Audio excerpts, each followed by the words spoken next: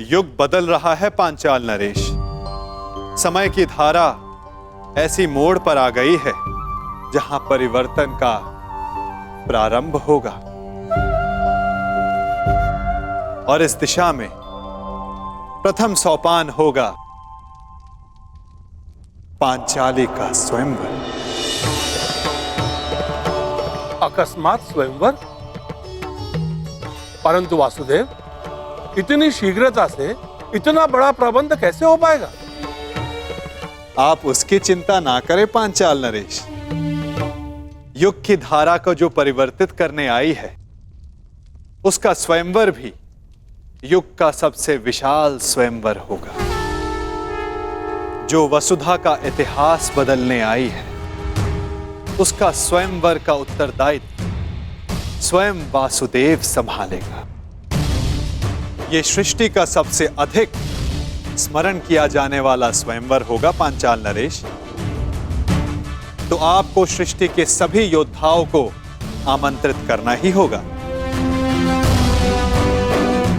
उनमें मित्र भी होंगे और शत्रु भी होंगे।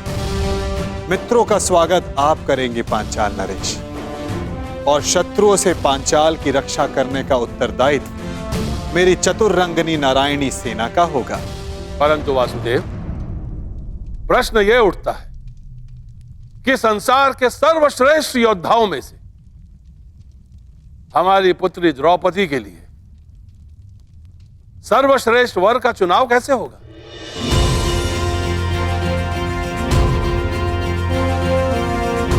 सर्वश्रेष्ठ वर का चुनाव तो परीक्षा से ही हो सकता है पांचाल नरेश। जिस याज्ञसेनी को पाने के लिए आपने इतना परिश्रम किया, उससे विवाह करने के लिए उतना ही ऊंचा मानदंड होगा।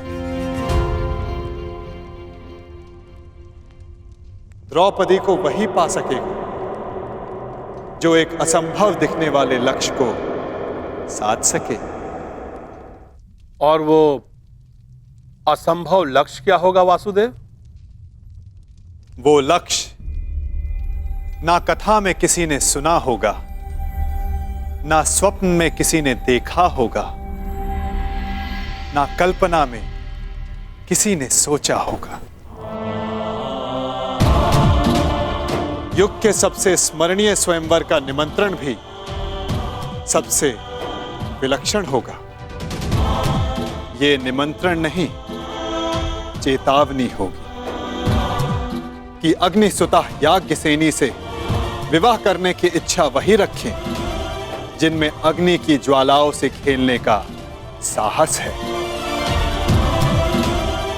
सबसे आवश्यक बात, हस्तिनापुर को यह निमंत्रण भिजवाना मत भूलिएगा। पांचाल की ओर से आपके लिए युवराज। इसमें क्या हो सकता है?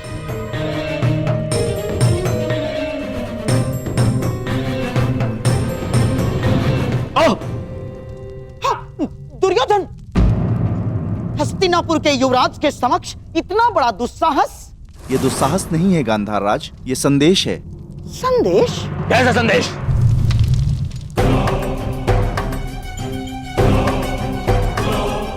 वीरों का आभूषण है।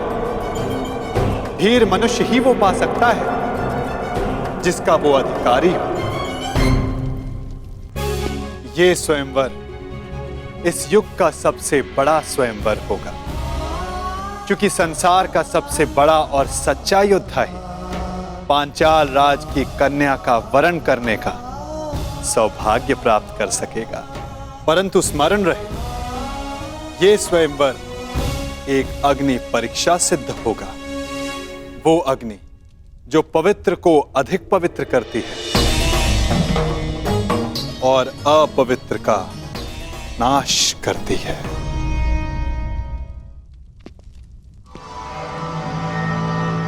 निमंत्रण आया है मामाश्री, जाना होगा।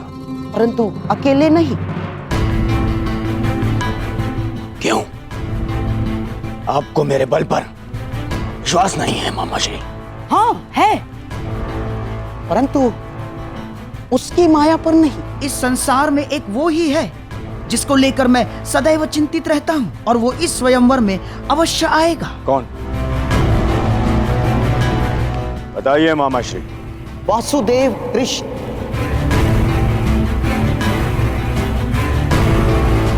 वासुदेव कृष्ण? हाँ,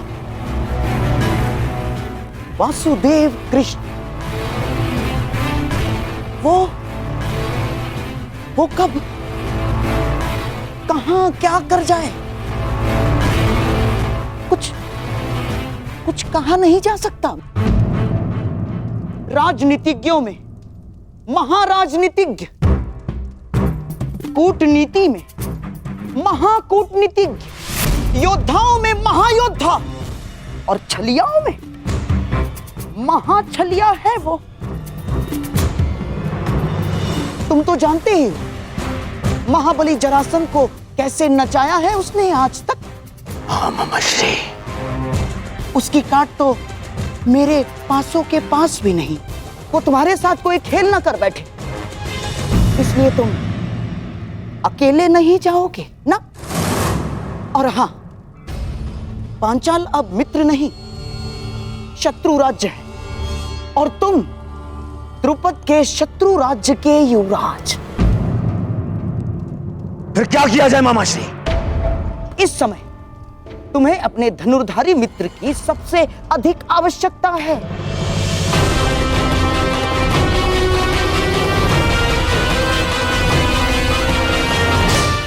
अर्थात कर्ण की। मैं तुमसे और राजवंश के सभी कुचक्र और चेष्टाओं से अपना बंधन तोड़ता हूं। आज के पश्चात हमारा कोई संबंध नहीं। मैं सदा के लिए तुम्हारा साथ छोड़कर जा रहा हूं। आएगा, अवश्य आएगा। सच मामा श्री? हाँ, मेरी एक चाल से कर्ण तुमसे दूर हुआ, अब मेरी ही एक चाल से वो वापस भी आएगा। यदि यदि मेरी बात मानोगे तो ना केवल कर्ण वापस आएगा, बल्कि तुम्हारा त्याग करके कभी नहीं जाएगा। कर्ण को वापस अपने जीवन में लाने के लिए मैं कुछ भी कर सकता हूं मामा श्री, कुछ भी।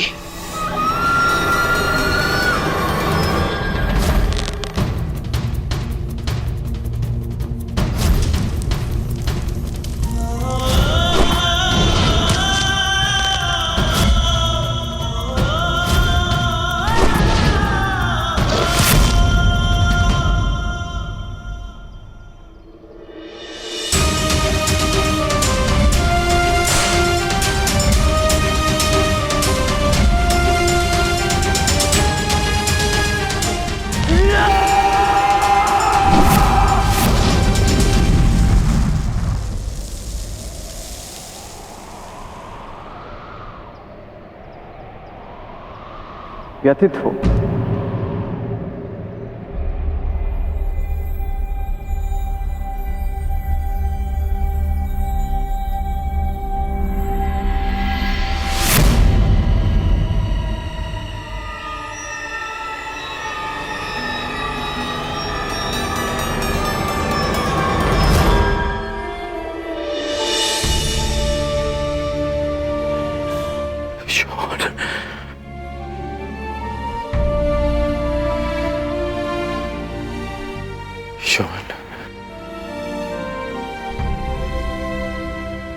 मैं एक बार फिर से असफल हुआ। उस समय ना तुम्हारी रक्षा कर पाया था, और इस समय ना कुंती मां की।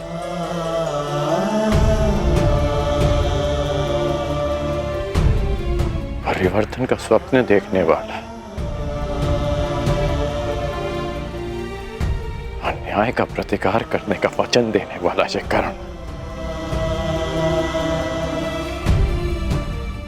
नियति की कसौटी पर असफल हो गया। परिवर्तन लाना, अन्याय का प्रतिकार कर पाना यदि इतना सरल होता कोई भी कर लेता। उसके लिए राधे को इतना परिश्रम करने की, इतना कष्ट सहने की कोई आवश्यकता नहीं।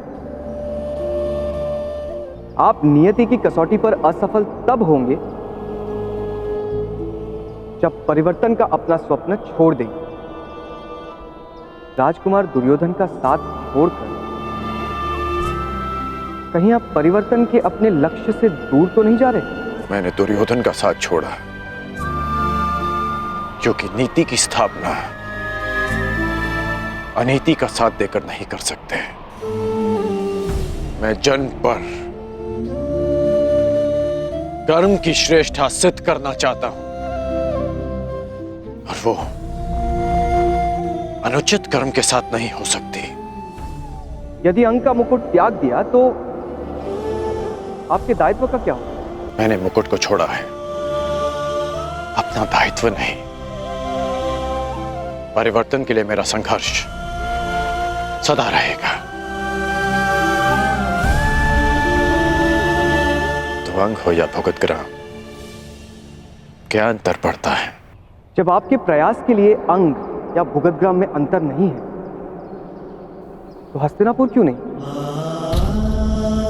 आप ही कहते थे ना कि परिवर्तन सोच से प्रारंभ होता है, और जिस राजकुमार दुर्योधन ने आपकी सोच का साथ दिया, शकुनी उसकी सोच को मैला कर रहा है। कुमार दुर्योधन आपके मित्र हैं। यदि आप उनके साथ रहते तो कदाचित उन्हें अनुचित मार्ग पर जाने से रोक पाते। दुर्योधन का साथ छोड़ना उचित प्रतिक्रिया हो सकती है, परंतु क्या ये उचित हल है? मैंने दुर्योधन का नहीं, उसके कर्मों का, उसके निर्णय का साथ छोड़ा है। एक योद्धा मित्र के लिए मैं संसार में किसी के भी विरुद्ध खड़ा हो सकता हूं, परंतु षड्यंत्रकारी के लिए नहीं, कभी नहीं। यदि दुर्योधन उचित मार्ग पर... अंगराज, युवराज दुर्योधन ने अपने आप को कक्ष में बंद कर लिया है और कक्ष में अग्नि लगा दी है। शीघ्र ही चलिए। अनुज,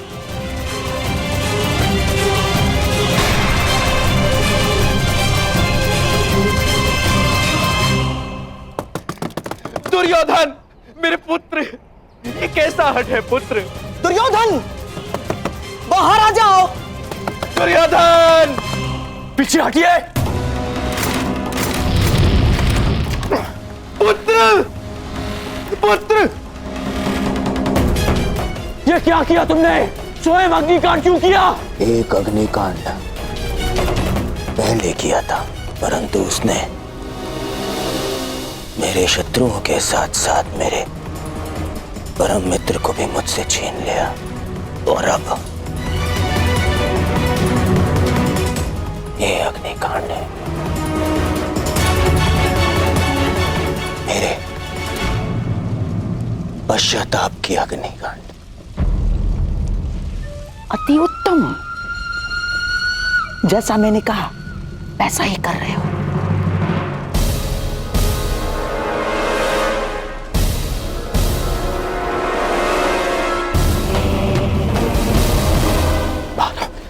बाहर आओ। नहीं, तुम्हें उपचार की आवश्यकता है। मेरा उपचार केवल मेरा मित्र है, और मेरा तारण तुम्हारी क्षमा। मुझे क्षमा कर दो मित्र, मैं वचन देता हूं, कभी आज के बाद अपनी मित्रता को लज्जित नहीं होने दूंगा। मैं युधिष्ठिर की युवराज बनने के पश्चात मैं स्वयं पर से वश को बैठा था, और इसीलिए मैं मामाशी के बहकावे में आ गया।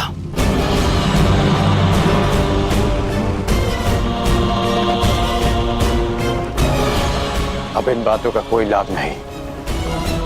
धनुष से निकला हुआ बाण लौटकर नहीं आता। बाहर आओ। परंतु मैं कैसे योद्धा को अवश्य जानता हूं जिसमें अपना बाण वापस लाने की क्षमता है, और वो तुम हो मित्र, तुम हो वो।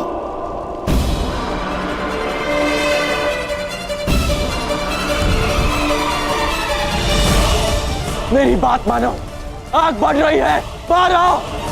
नहीं, मैं तब बाहर आऊंगा जब तुम्हारी क्षमा पा लूंगा, वरना इसी अग्नि में भस्म हो जाऊंगा।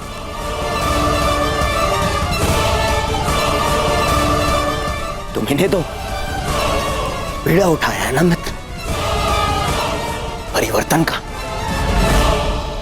तो मुझे एक अवसर तो दो ताकि मैं यह सिद्ध कर पाऊं मेरा मन भी परिवर्तित हो गया है। बाहर आओ। कहो मित्र, क्या तुमने मुझे क्षमा किया?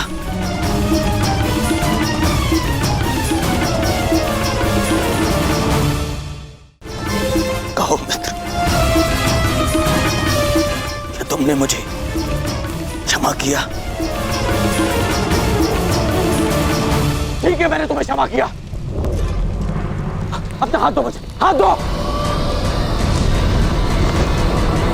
बस हो गया मेरे होने वाले सम्राट, अब बाहर आ जाओ। ये हमारी योजना का भाग नहीं था। बस हो गया अभिनय। अग्नि बढ़ रही है, तुम्हारा अंत हो जाएगा। मेरे होने वाले सम्राट, बाहर आ जाओ, ये योजना अस्त हो जा।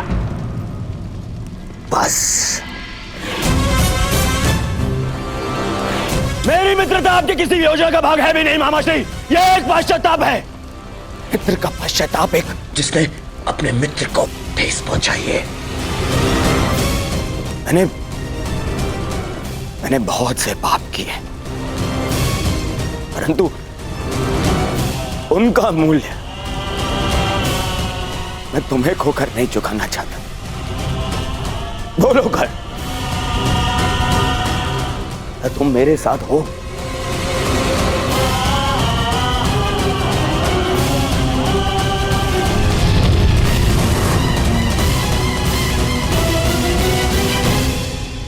हाँ। केवल हाँ नहीं, मुझे वचन दो कि हर परिस्थिति में तुम मेरा साथ दोगे।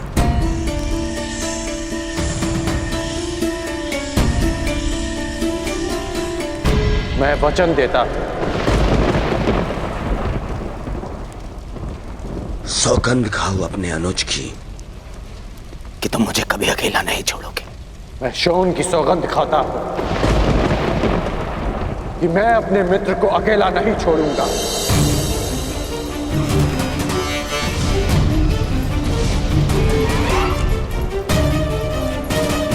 अब अपना हाथ आगे बढ़ाओ मित्र,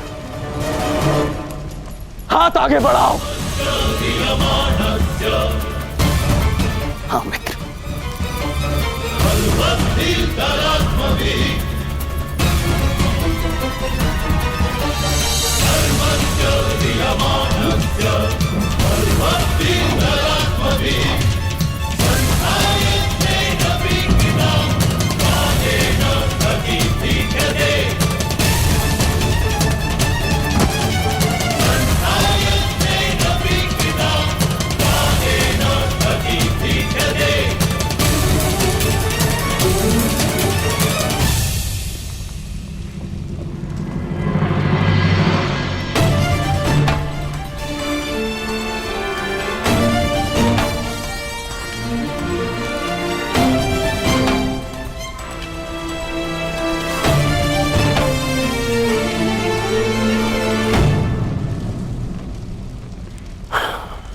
मित्र, एक वचन तुमने मुझे दिया और अब एक वचन मैं तुम्हें देता हूं।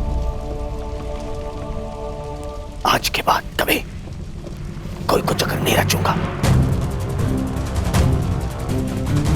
कभी कोई ऐसा कर्म नहीं करूंगा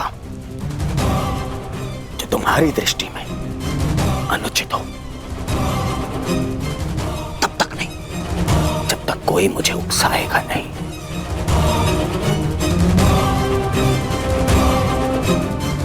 मैं वचन देता हूं।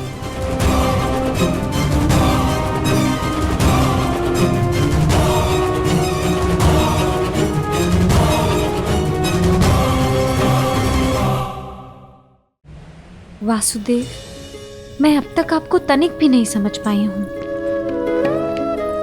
क्या मैं इतना जटिल हूं पांचाली? परंतु आप इतने सरल भी तो नहीं। जब मेरे पिताश्री ने मुझे अस्वीकार किया था, तब आपने ये सुनिश्चित किया कि वो पूरे सम्मान के साथ मुझे स्वीकारे। जब मेरा मन व्यतीत था, तब आपने उसे संतोष प्रदान किया, और अब मेरे स्वयंवर का उत्तरदायित्व आपने ले लिया। मैं समझ ही नहीं पा रही हूं कि आप हैं कौन। मुझे ज्ञात ही नहीं था कि मैं प्रश्नों का उत्तर देने में इतना असमर्थ हूं। मुझे लगा मैं तुम्हें बता चुका हूं कि मैं वासुदेव कृष्ण हूं। अब आप मेरे साथ ये नाम का खेल मत खेलिए। मैं आपका नाम नहीं, आपका परिचय जानना चाहती हूँ। आपका सत्य क्या है? आप क्यों मेरी इतनी सहायता कर रहे हैं? और इस बार मुझे कोई पहेली नहीं, संतोषदायक उत्तर चाहिए। तुम्हारे इस प्रश्न के उत्तर में मैं तुम्हें एक मनोरंजक कथा सुना सकता हूं और एक नीरस उत्तर भी दे सकता हूं। अब चयन तुम्हारा है कि तुम क्या सुनना चाहती हो। तो पहले मैं नीरस उत्तर सुनना चाहूंगी।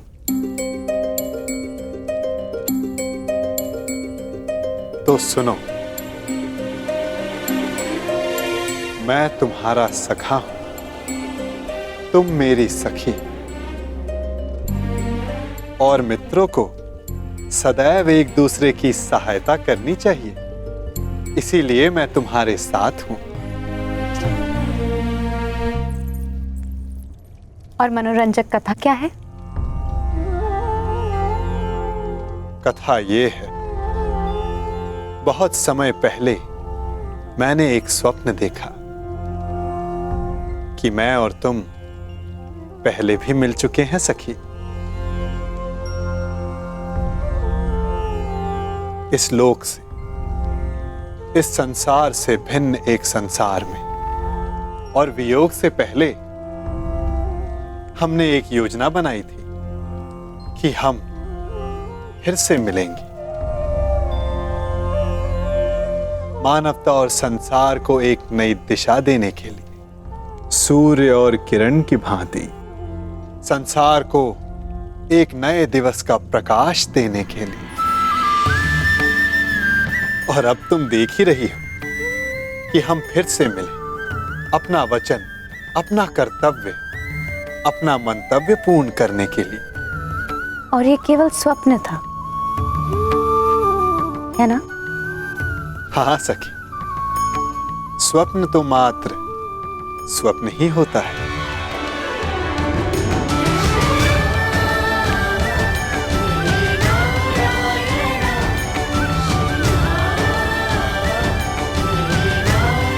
परंतु मेरा स्वप्न सदा नवीन सृष्टि का निर्माण करता है, और सृष्टि को नई दिशा देने का समय आने को है।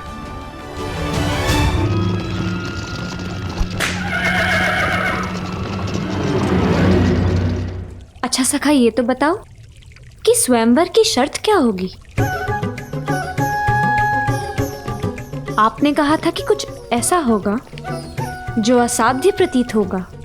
हाँ, अधिकतर के लिए असंभव, परंतु कदाचित कोई एक ऐसा होगा जिसके लिए ये साध्य होगा। तो आपने कुछ ऐसी शर्त रखी है जिसे केवल अर्जुन ही पूर्ण कर सके, है ना? कदाचित ऐसा ही हो। अंधकार को सूर्य ही मिटा सकता है ना सखी।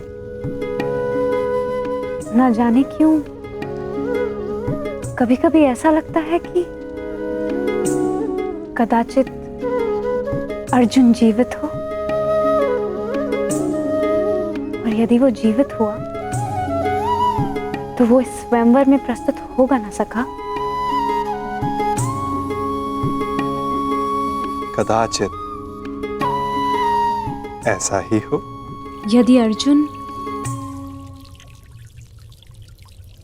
उन प्रत्याशियों के मध्य उपस्थित हुआ तो क्या होगा? यदि उसने स्वयंवर की शर्त पूरी कर दी तो कितना आनंद आएगा ना।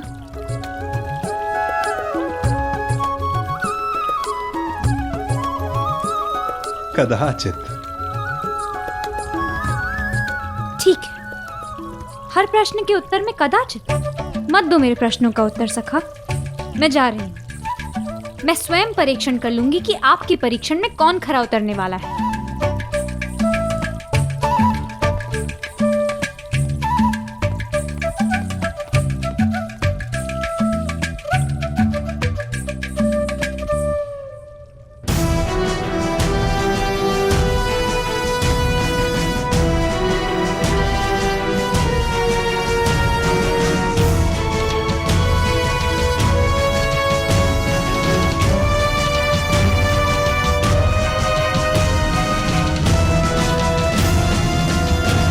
परीक्षण तो तुम्हें ही करना है सखी, परंतु निर्णय तुम मेरे बिना नहीं कर पाओगी।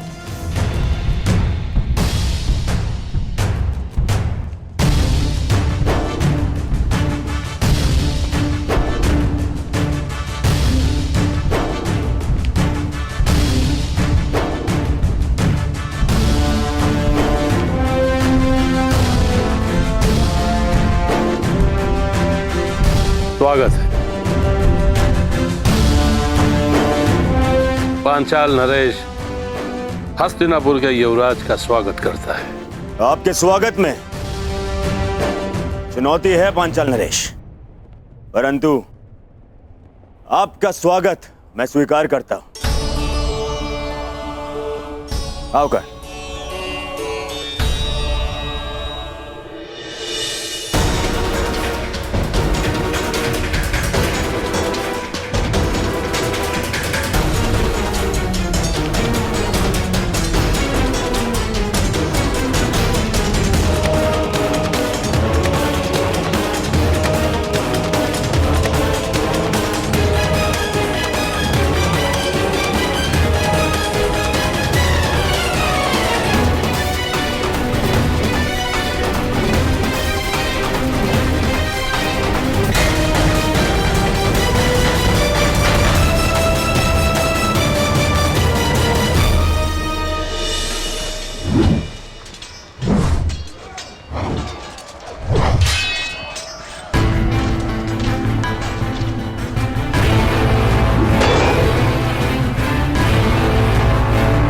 स्वयंवर की शर्त अभी तक रहस्य है मित्र। तुम देख रहे हो कि हर योद्धा अपने अपने कौशल का अभ्यास कर रहा है, क्योंकि कोई नहीं जानता कि वासुदेव ने क्या सोचा है।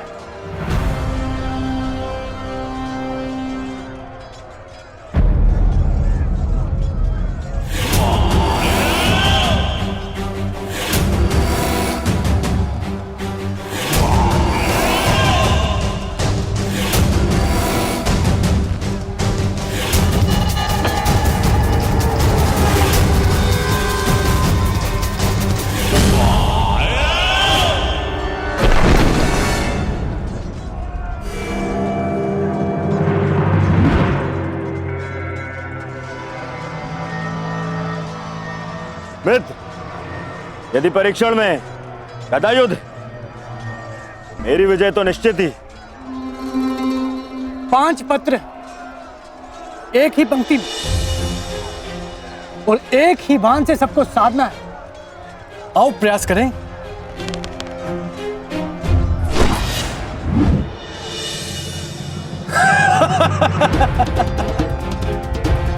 से तो एक भी लक्ष्य नहीं साधा गया प्रयागराज। तुम तो अपना धनुष ही उठा लो, वही पर्याप्त है काशी नरेश।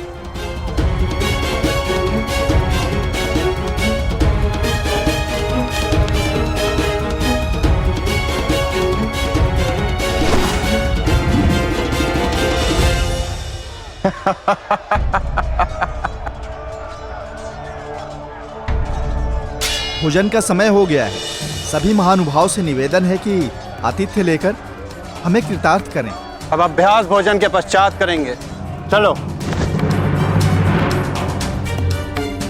चलो मित्र। तुम चलो मित्र, मैं कुछ समय में आता।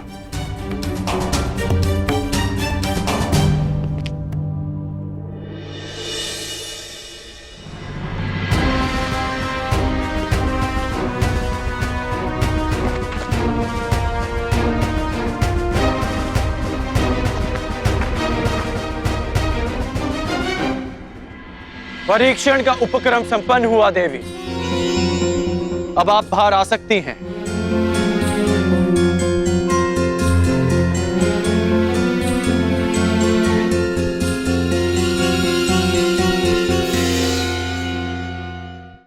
परीक्षण का उपक्रम संपन्न हुआ देवी। अब आप बाहर आ सकती हैं।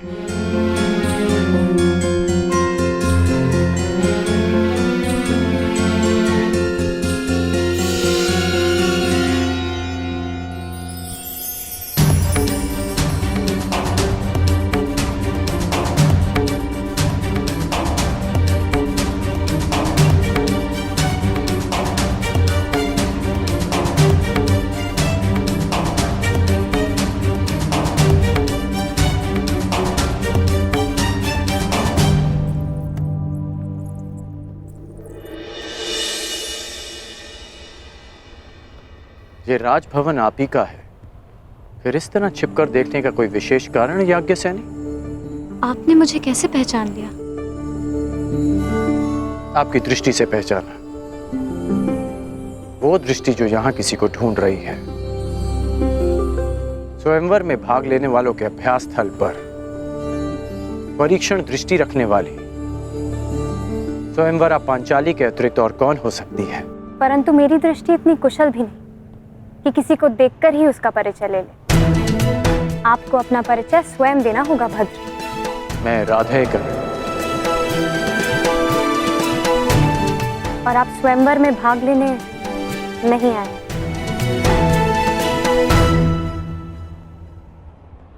आपको कैसे पता?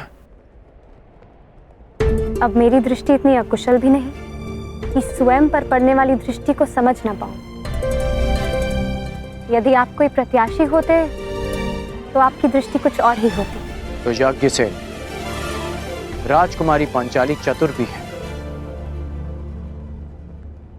ठीक अनुमान लगाया आपने। मैं यहां केवल अपने मित्र के साथ आया हूं।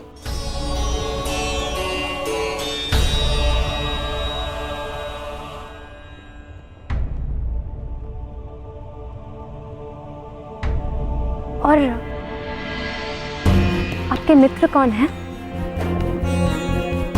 युवराज दुर्योधन। ये राजसी विधियां और निमंत्रण मेरे लिए नहीं है और ना ही मेरी इनमें रुचि है। मैं राजपुत्र नहीं, भुगत ग्राम का सूत पुत्र हूं। मनुष्य का जन्म महत्वपूर्ण नहीं, यदि कुछ महत्वपूर्ण है तो उसके कर्म।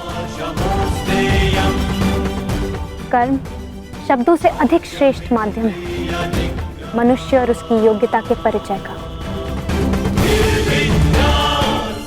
यदि आपकी सोच ऐसी है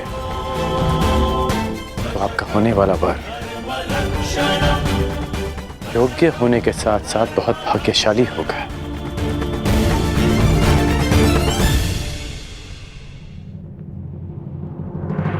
और आपकी योग्यता, आपका कौशल क्या है राधे?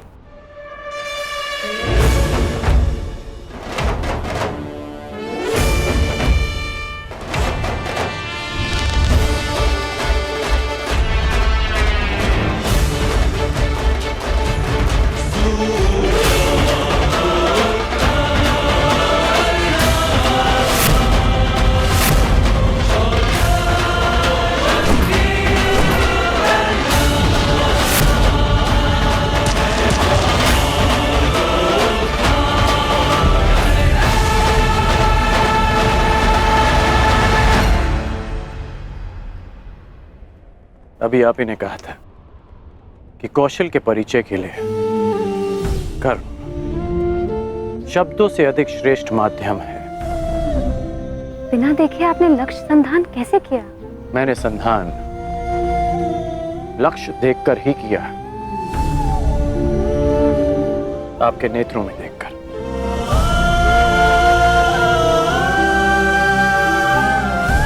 प्रणिपात राजकुमारी।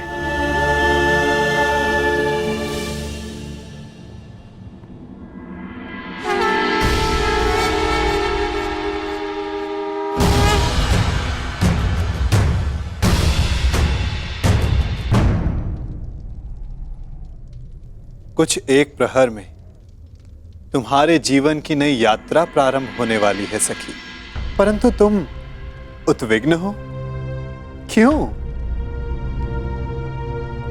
क्योंकि सखा, आपसे मिलने से पूर्व मैं अपनी नियति को जानना चाहती थी, परंतु आपसे मिलने के पश्चात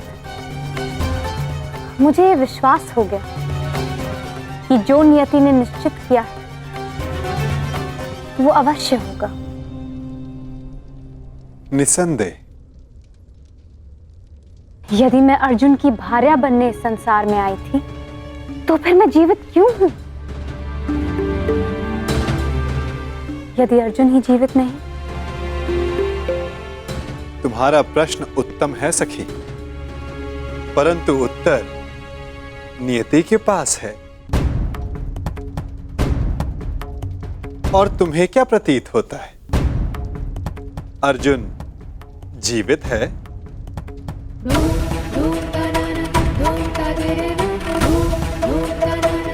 मस्तिष्क कहता है नहीं,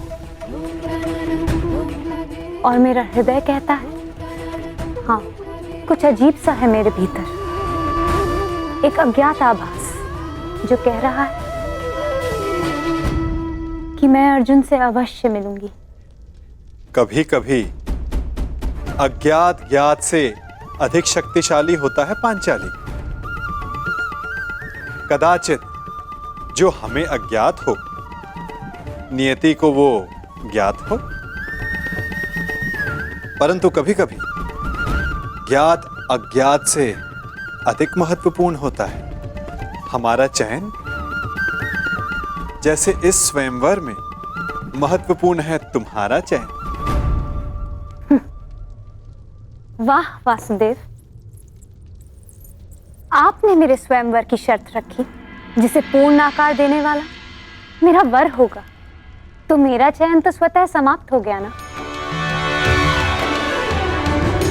नहीं सखी, जो शर्त पूरी करेगा उसका वर्ण तुम कर सकती हो, परंतु ये तुम्हारा अधिकार है कि किस वर को तुम नहीं चुनती हो।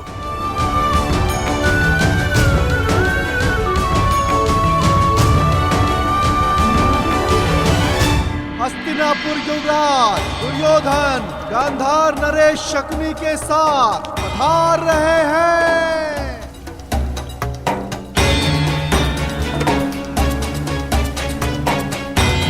अब प्रवेश कर रहे हैं भद्र नरेश शल्य।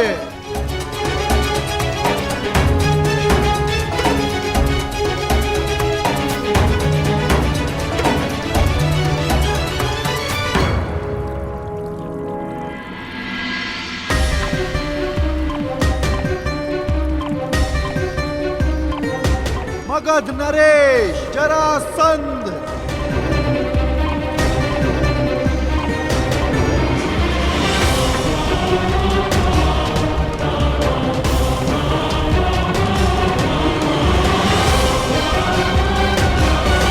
आप यहाँ अतिथि हैं मगध नरेश, इस स्वयंवर के प्रत्याशी, और मैं यहाँ स्वागत करता हूँ।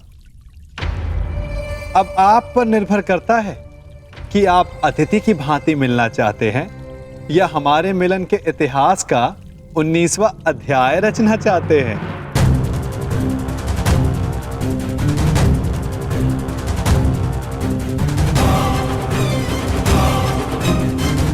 मगध नरेश, स्वागत है आपका।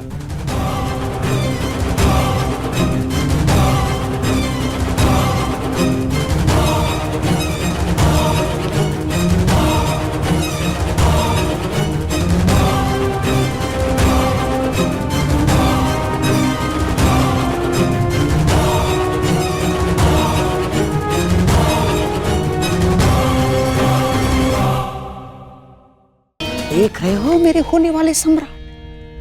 ये नटखट कैसे चटपट चटपट बोले जा रहा है? परंतु तुम घबराना नहीं, इस मायावी की माया को हरने के लिए ही मैं तुम्हारे साथ आया हूं। हाँ, अब तुम देखते रहो कैसे इस माखनचोर से तुम्हारा मामा उसकी वाणी चुराता है। वासुदेव!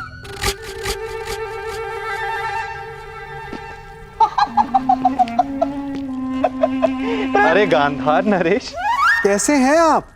और ये क्या हाल बना लिया आपने अपना? मुझे आज भी स्मरण है, एक समय आप संपूर्ण आर्यव्रत के सबसे सुंदर, सबसे सुशोभित पुरुषों में से एक थे। और अब मुझे अपने नेत्रों पर विश्वास ही नहीं हो रहा। भ्राता दुर्योधन, मित्र कर्ण, यहां आओ, शीघ्र आओ। दुर्योधन, अब तुम ही बताओ, क्या मैं असत्य कह रहा हूं? एक समय था जब मामा श्री कितने आकर्षक दिखा करते थे। कमल समान नयन, हृष्ट पुष्ट शरीर, शीतल वाणी, मधुर मुस्कान। परंतु अब सब बदला सा लग रहा है। कभी कभी लगाई गई किसी अग्नि का ताप मनुष्य के मुख को झुलसा देता है।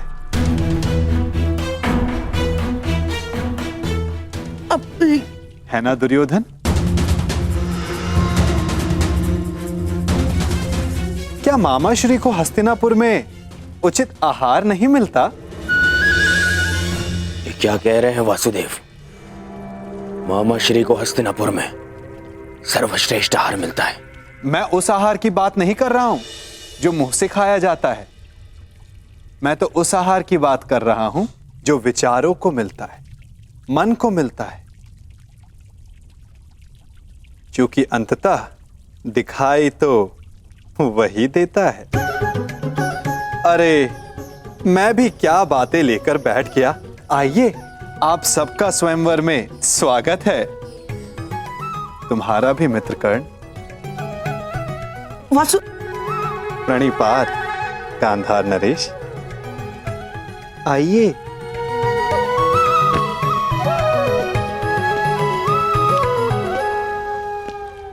तुम मेरे साथ आओ राधे।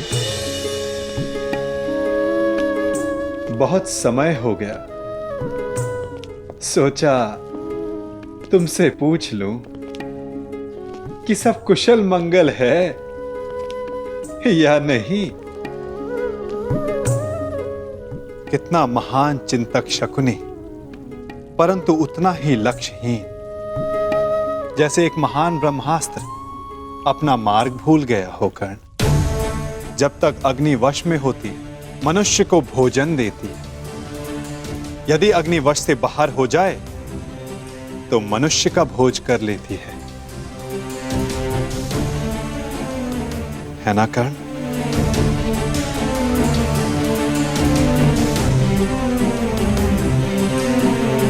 वासुदेव, क्या आप जानते थे कि वारणा व्रत में क्या हुआ? किस विषय में बात कर रहे हो कर्ण? उस भवन के विषय में जो दुर्योधन ने बनवाया, या उस भवन के विषय में जो अग्नि की भेंट चढ़ गया? यदि आप सब जानते थे तो आपने कुछ किया क्यों नहीं वासुदेव? नियति के समक्ष क्या वासुदेव और क्या कर्ण राधे, हम तो केवल प्रयास कर सकते हैं। सफल होना ना होना प्रारब्ध के हाथ में होता है। तुमने भी प्रयास किया ना? हाँ, प्रयास किया, परंतु ये शब्द बड़ा संहारक है मित्र। कहीं ऐसा तो नहीं कि तुम फिर से कोई वचन दे बैठे कर्ण? मैं वचन देता हूं, मैं शोन की सौगंध खाता हूं कि मैं अपने मित्र को अकेला नहीं छोड़ूंगा।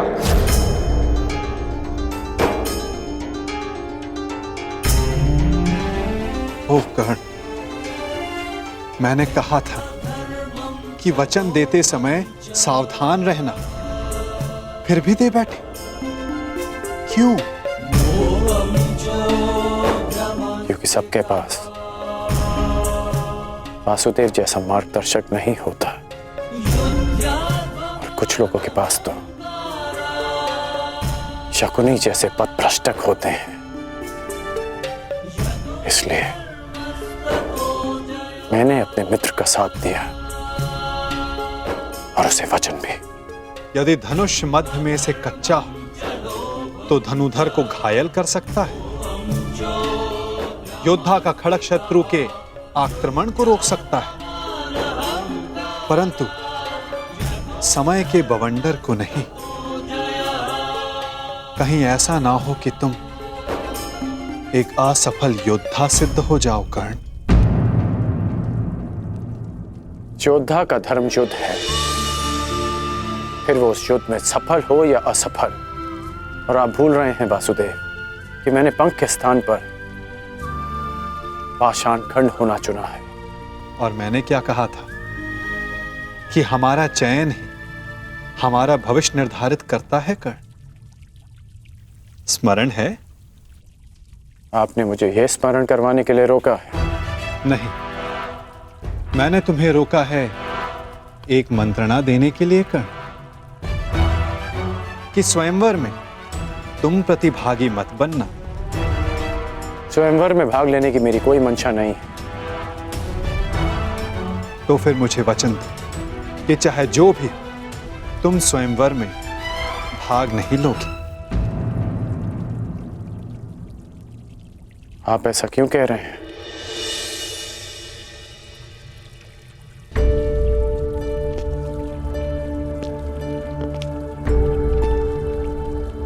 क्या आप नहीं चाहते कि मैं स्वयंवर में भाग लूं?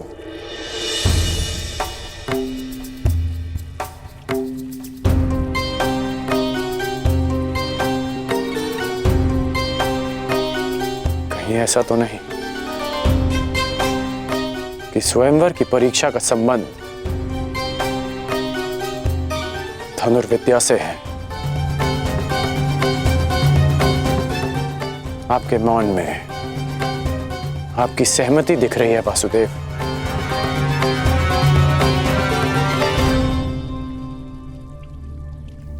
मैंने तुमसे एक वचन मांगा है राधे। आप ही ने मुझे सिखाया है कि बिना सोचे समझे किसी को वचन नहीं देना चाहिए। मैं स्वयंवर में भाग नहीं लूंगा, परंतु तब तक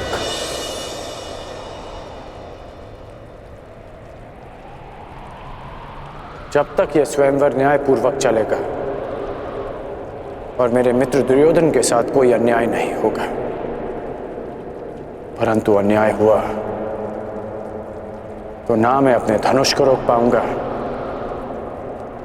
और ना ही मेरे बाण मौन रहेंगे।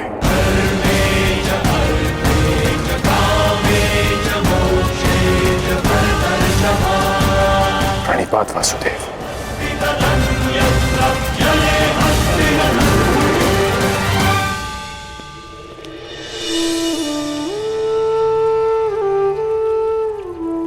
कदाचित तुमने ये विचार दुर्योधन को वचन देने से पूर्व किया होता तो भविष्य कुछ और होता मित्र।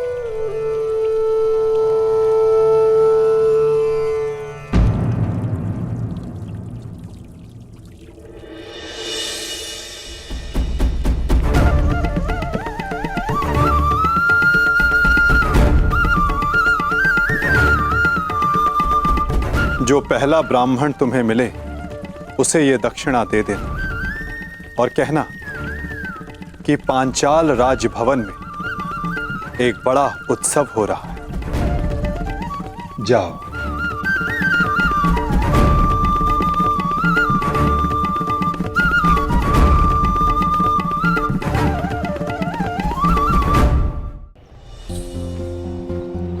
कहां से ढूंढूं ब्राह्मण?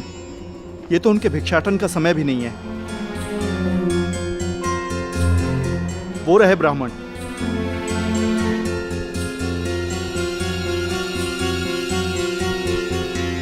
प्रणिपात ब्राह्मण देव।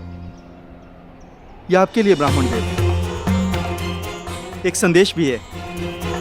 राजमहल में एक बड़ा समारोह है और एक बड़ा भोज। अब पधारिएगा अवश्य। प्रणिपात।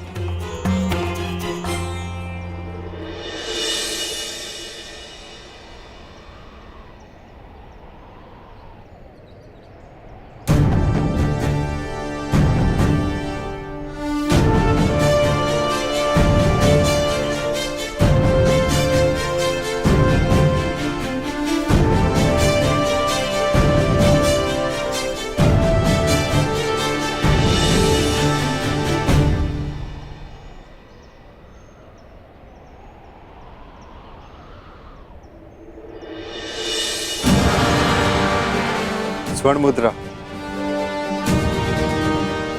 हमारी आवश्यकता के अनुसार भिक्षा मिल गई अर्जुन। चलो अब घर चलें। परंतु भ्राताश्री, मुझे लगता है कि हमें राजप्रसाद चलना चाहिए। कदाचित कई माह तक की हमारी आवश्यकता पूर्ण हो जाए।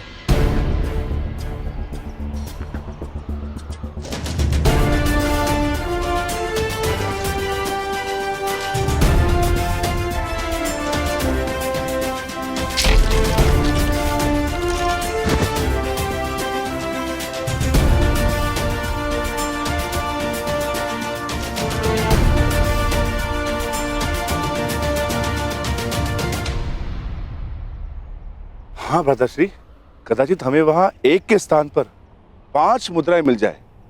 जब माताश्री कहेंगी कि आपस में बांट लो तो सुविधा हो जाएगी। अधिक लालच अच्छा नहीं है अनुज। भूखा रहना भी अच्छा नहीं है भ्राताश्री। आपने सुना ना, वहां भोज भी है।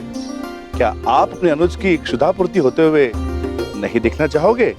यदि ऐसा है तो चलो। तुम्हें भरपेट भोजन करते हुए देखना भी बहुत बड़ा सुख है मेरे लिए। हम राजप्रसाद चलेंगे।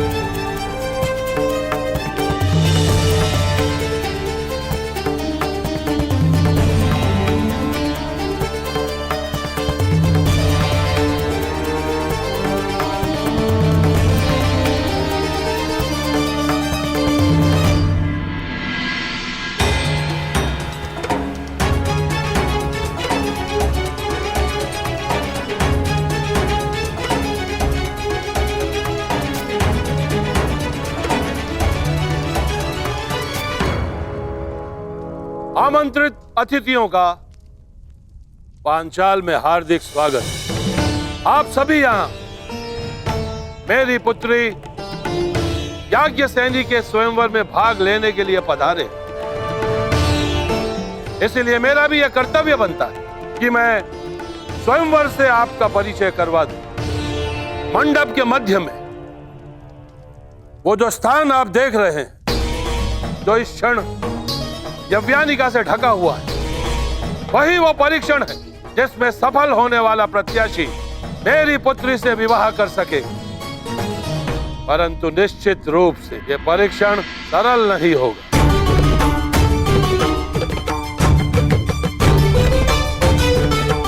अब अधिक विलंब ना करते हुए मैं उसे बुलाता हूं जो इस स्वयंवर की स्वयंवरा है, जो पंचतत्व अग्नि से जन्मी है, याज्ञसेनी पांचाल की राजकुमारी द्रौपदी।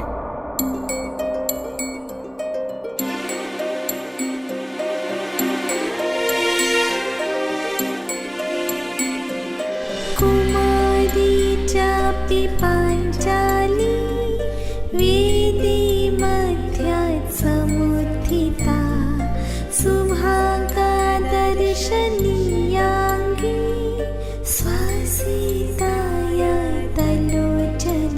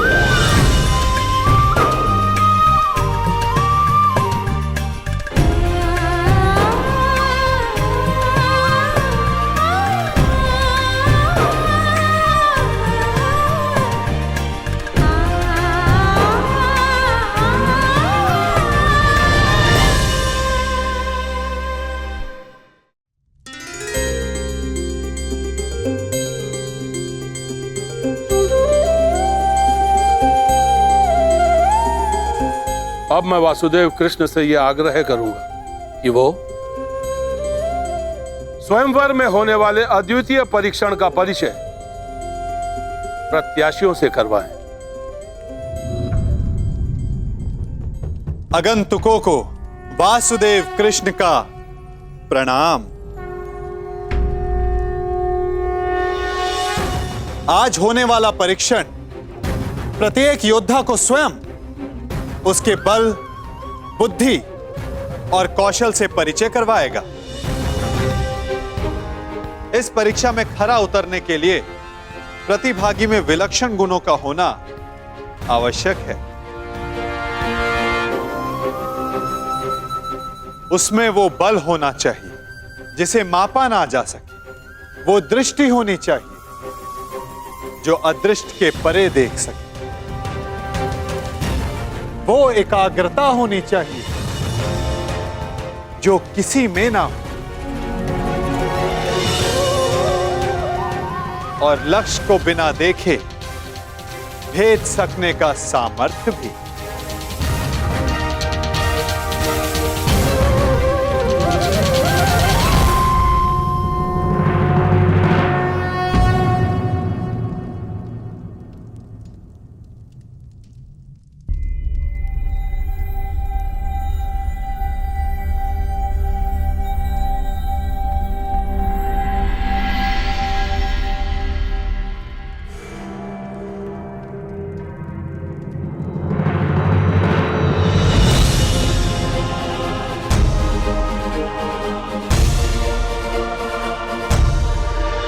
मुझे वचन दो कि चाहे जो भी हो, तुम स्वयंवर में भाग नहीं लोगे।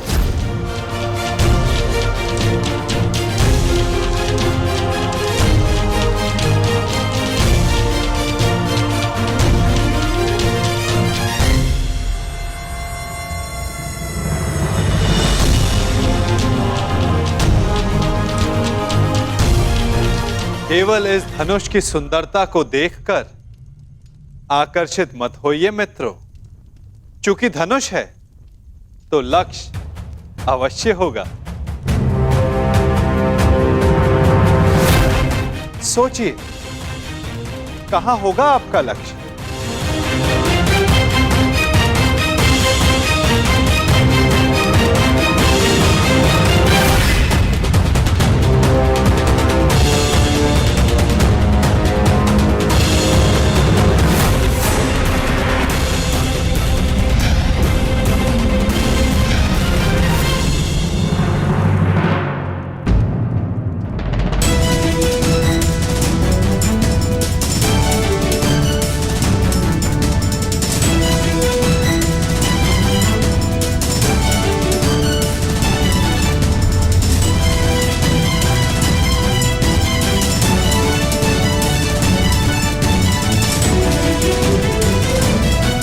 इस आकाश यंत्र में स्थित मीन की आंख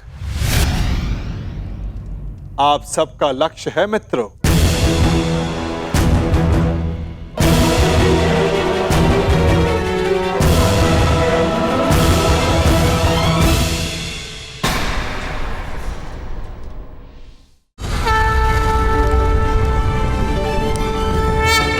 इस आकाश यंत्र में स्थित मीन की आंख आप सबका लक्ष्य है मित्रों। संसार के सर्वाधिक शूरवीर और बलशाली यहां उपस्थित हैं, परंतु प्रश्न यह है कि आप में से इस जल प्रतिबिंब को देखकर मीन की आंख का लक्ष्य कौन भेद सकेगा?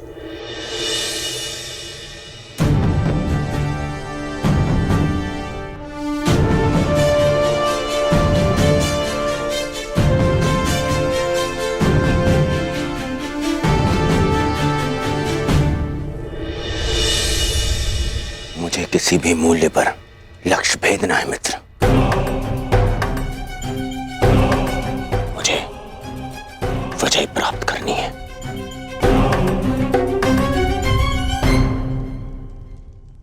अब मैं क्रम से वीरों का नाम पुकार कर उन्हें परीक्षण के लिए आमंत्रित करूंगा।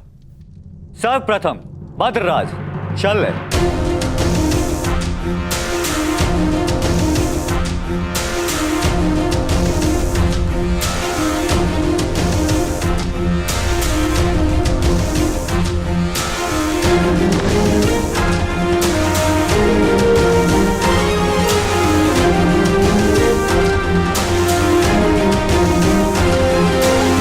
मित्र, आज कोई क्रोधित भी नहीं है, इसलिए मदर राज के पास कोई अवसर नहीं किसी की शक्ति छीनने का।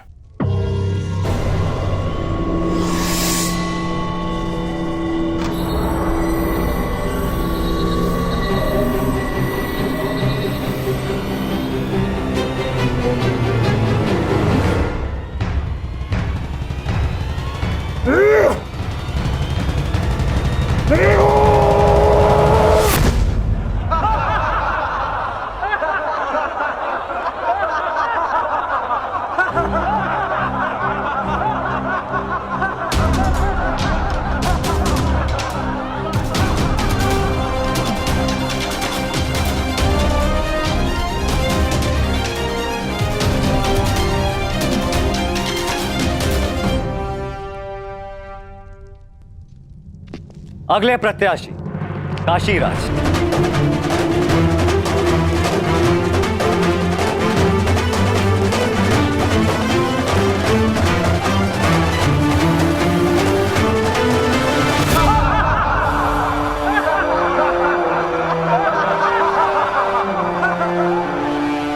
क्या ये असंभव लक्ष्य नहीं है सखा?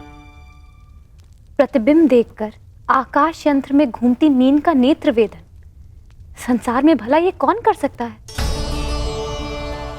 एक नहीं 3 पुरुष हैं सखी, जो ये लक्ष्य साध सकते हैं। और वो कौन है? धीर स्त्री का आभूषण होता है सखी। धैर्य रखो, प्रश्न उठा है तो उत्तर भी प्रस्तुत होगा। 3 पुरुष ये लक्ष्य साध सकते हैं सखी।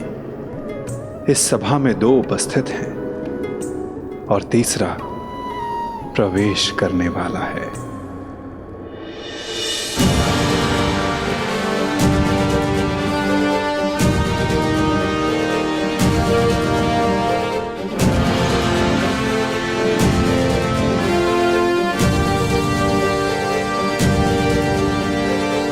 अगले प्रत्याशी भगत नरेश जरासंध।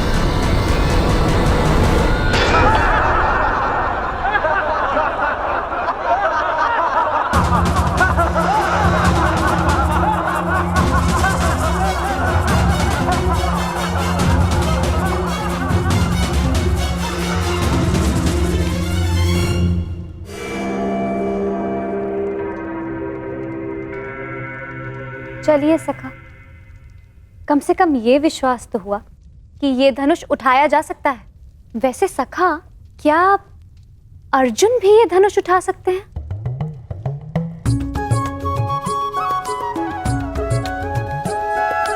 सखा, यदि अर्जुन इस सभा में उपस्थित हुए तब भी मैं उन्हें पहचानूंगी कैसे? कैसे मुझे ये ज्ञात होगा कि वो यहाँ उपस्थित है?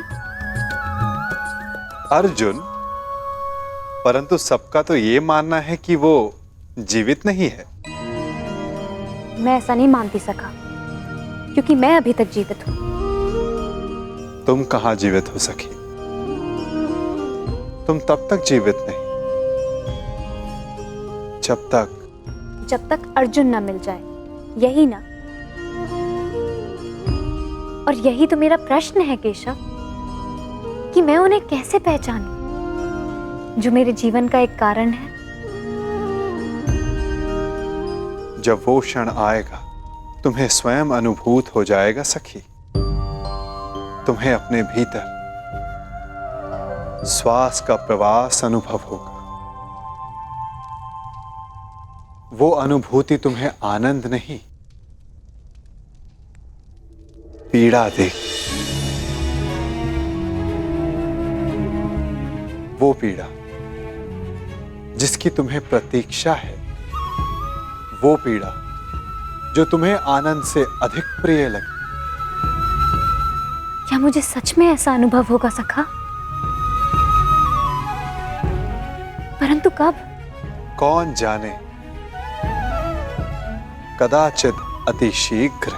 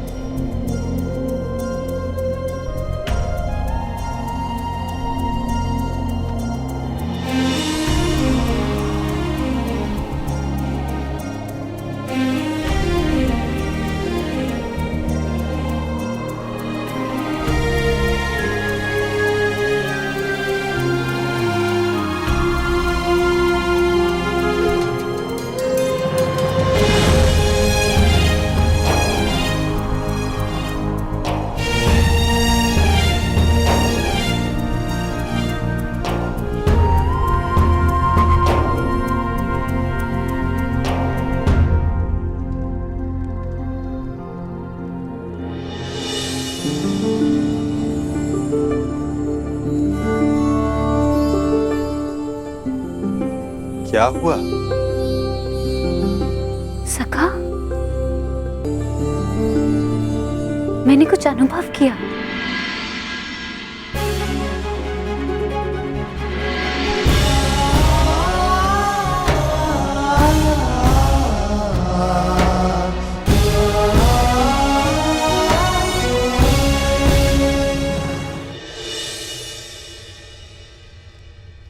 यश भ्राता, वो कौन है जो मेरी ओर देख रहे हैं? जो राजकुमारी के समीप बैठे हैं वो वासुदेव कृष्ण हैं, द्वारकाधीश। हमारे ममेरे भाई भी हैं, परंतु वो तुम्हें नहीं देख रहे।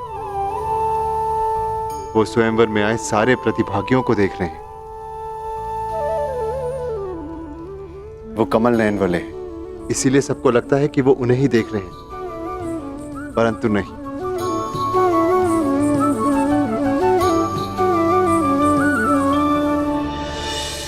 और अब मैं आमंत्रित करता हूं अंतिम प्रत्याशी, हस्तिनापुर के युवराज दुर्योधन।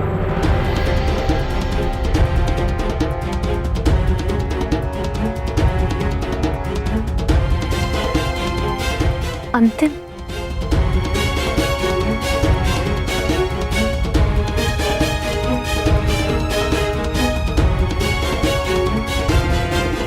वो दिन कब आएगा जब मैं इस दुष्ट की छाती पर गदा से प्रहार कर पाऊंगा? शांत, ये माता श्री की आज्ञा है, स्मरण रखना।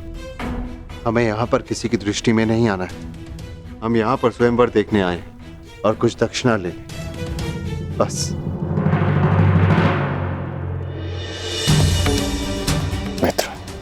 मित्र, मैं जानता हूं कि तुम ये धनुष उठा सकते हो,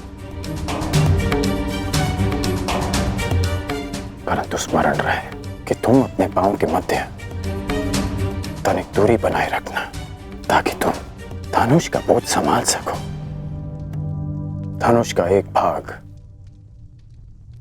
भूमि पर रखना, ताकि प्रत्यंचा चढ़ाते समय धनुष तुम्हारे हाथ से छूटे ना।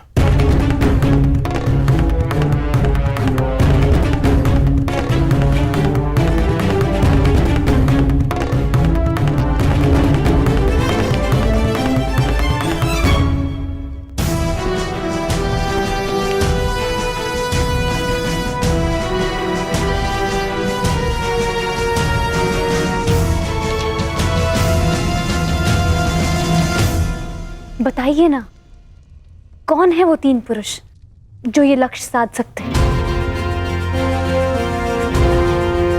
पहला मैं स्वयं, दूसरा पांडु पुत्र अर्जुन, और तीसरा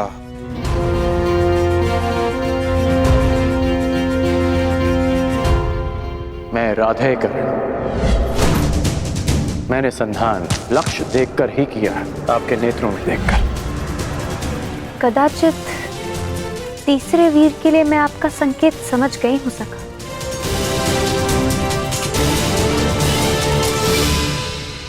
परंतु वो इस स्वयंवर में भाग नहीं ले रहा है। आशा यही है सखी, परंतु नियति क्या कहे कौन जाने।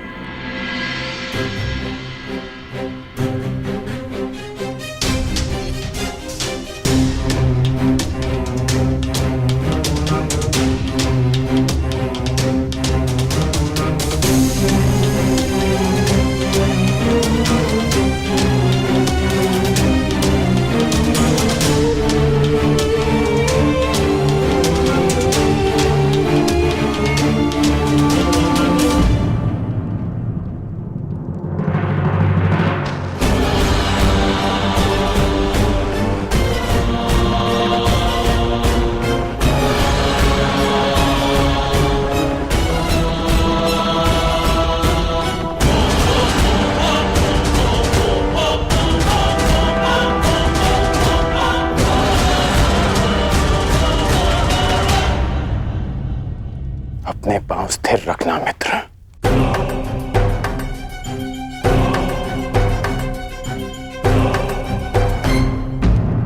अब धनुष का एक भाग भूमि पर रखो।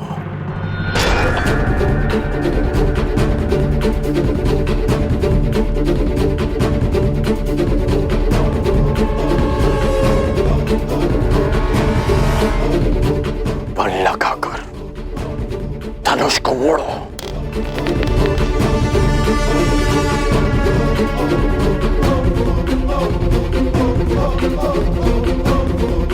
धैर्य रखना मित्र, तभी प्रत्यंचा चढ़ा पाओगे। ये दुष्ट कहीं लक्ष्य साध न ले। नहीं भ्राताश्री, उसकी पकड़ दुर्बल है और प्रत्यंचा तेलिए है, दुर्योधन के हाथ से फिसल जाएगी।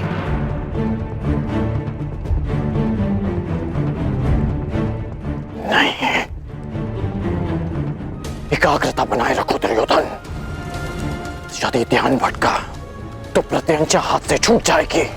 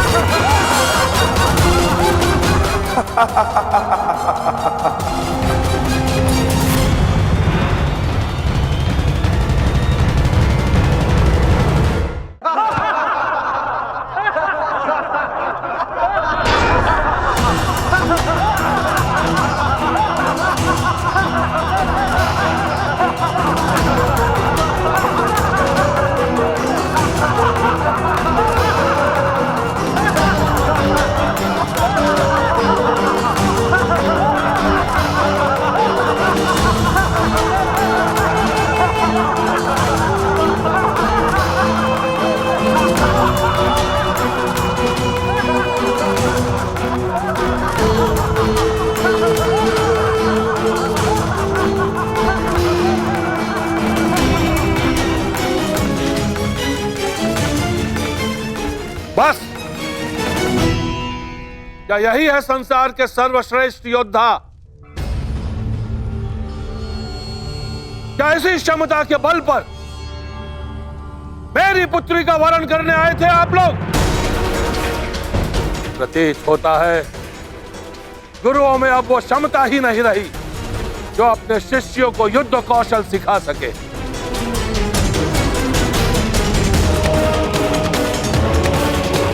मेरी पुत्री का स्वयंवर अधूरा रह जाएगा, इस बात का दुख नहीं है मुझे, अभी तो खेद इस बात का है कि संसार के सर्वश्रेष्ठ योद्धाओं में से एक भी योद्धा ऐसा नहीं है जो इस परीक्षण में सफल हो सके। महाबली मानकर आप लोग अपने आप से छल कर रहे हो। ये पांचाल राज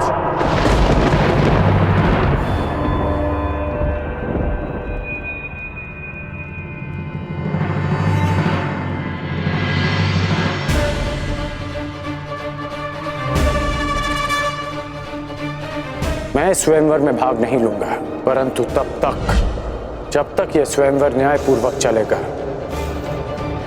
और मेरे मित्र दुर्योधन के साथ कोई अन्याय नहीं होगा। परंतु अन्याय हुआ तो ना मैं अपने धनुष को रोक पाऊंगा और ना ही मेरे बाण मौन रहेंगे।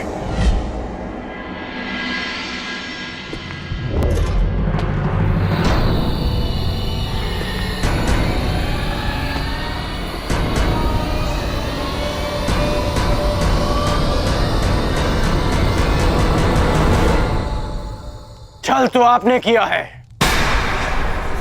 यदि आपको अपनी पुत्री के लिए एक धनुर्धारी चाहिए था तो शेष योद्धाओं को यहां बुलाकर अपमानित करने का छल क्यों किया आपने?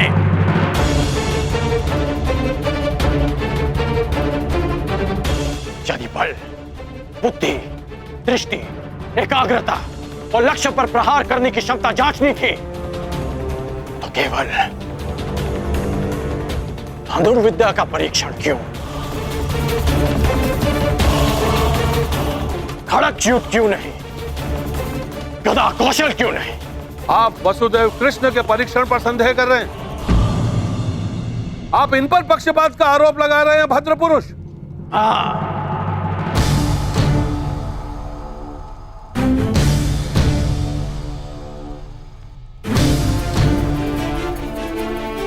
क्योंकि यह पक्षपात है। यदि यह गदा कौशल का परीक्षण होता तो मेरे मित्र युवराज दुर्योधन यहां उपस्थित सभी योद्धाओं को पराजित कर देते, परंतु नहीं, आपने यह परीक्षण एक पक्षीय रखा और उस पर आप महान गुरुओं की शिक्षा दीक्षा का अपमान कर रहे हैं। तो पांचाल राज, आपको आपकी ललकार का उत्तर अवश्य मिलेगा। एक शिष्य अपने गुरु के मान के लिए आपकी ललकार स्वीकार करता है।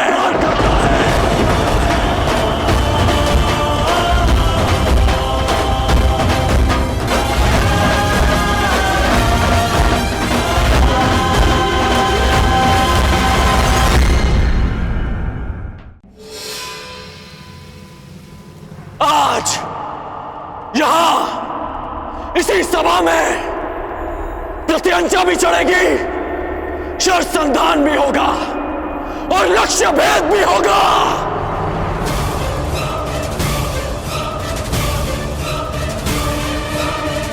मैं परशुराम शिष्य राधेकर्ण ये लक्ष्य भेद स्वयं करूंगा।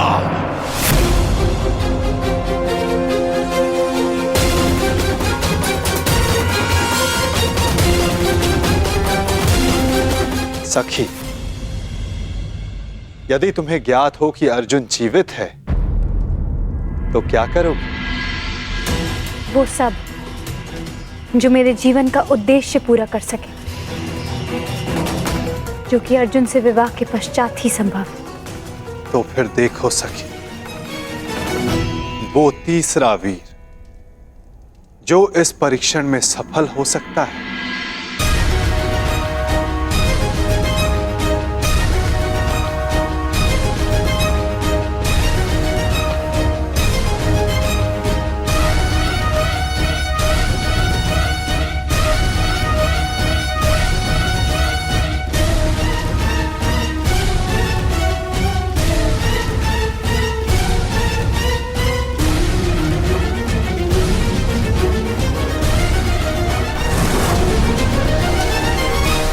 यदि कर्ण ने लक्ष्य संधान कर दिया सखी, तो तुम अपने जन्म का प्रयोजन सिद्ध नहीं कर पाओगे।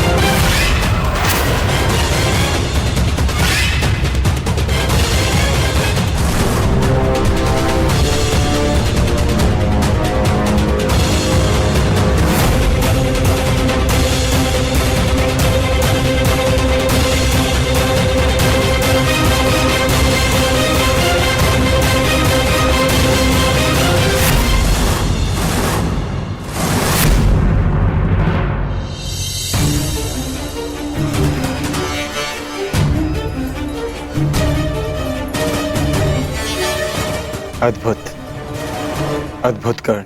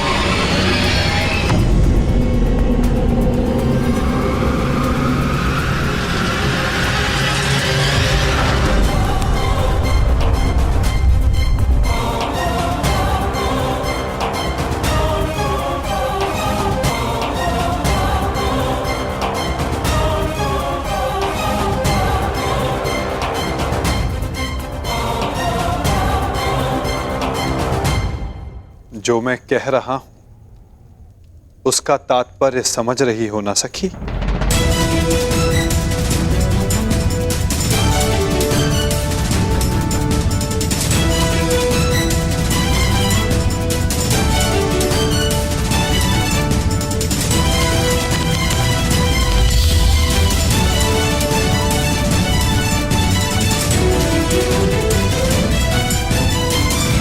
देखे आपने लक्ष्य संधान कैसे किया? आपके नेत्रों में देखकर।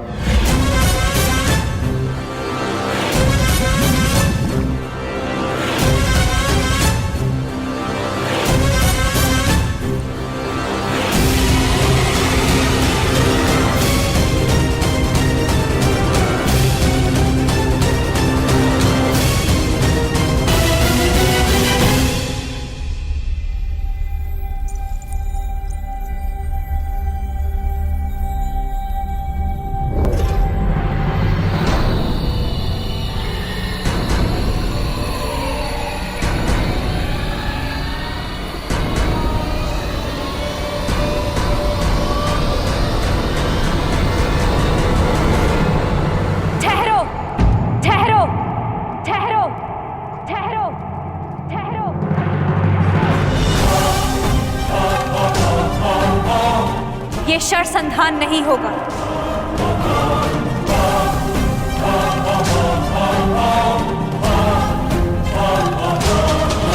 परंतु क्यों?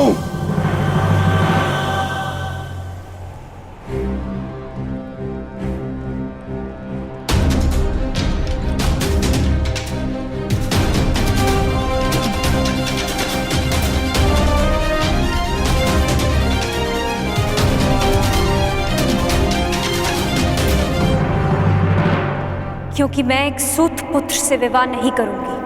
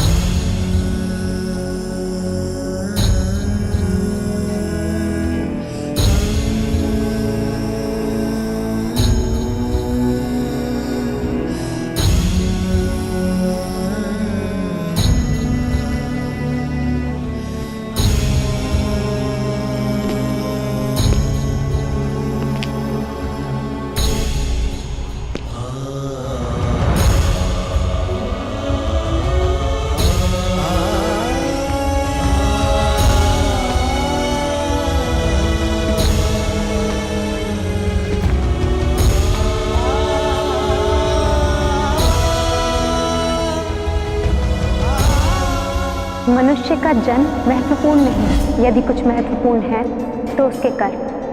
कर्म शब्दों से अधिक श्रेष्ठ माध्यम है मनुष्य और उसकी योग्यता के परिचय का।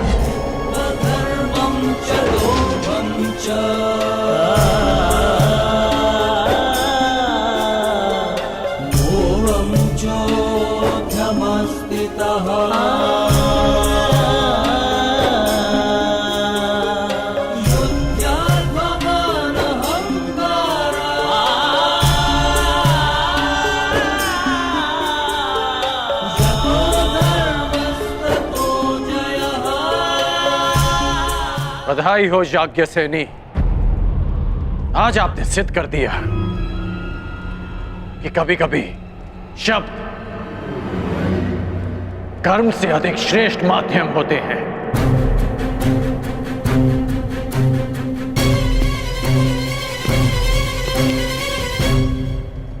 व्यतीत ना होकर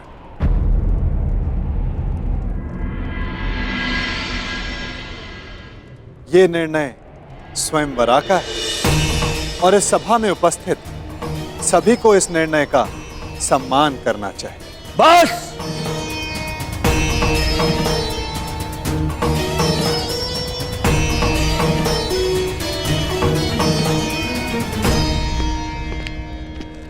बस पांचाल नरेश, बस। ये कैसा खेल है? आप अपनी पुत्री का विवाह करवाना चाहते भी थे या नहीं?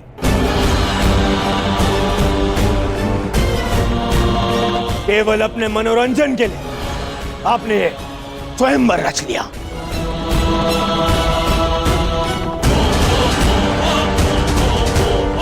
आपने आर्यव्रत के बड़े बड़े शूरवीरों को यहां आमंत्रित किया। किसी को ज्ञात भी नहीं था कि परीक्षण में होने क्या वाला है। फिर एक विचित्र सी शर्त रख दी आपने स्वयंवर की, और जब अंगराज इस परीक्षण में सफल होने वाले थे तो आपकी पुत्री द्रौपदी ने इन्हें रोक दिया।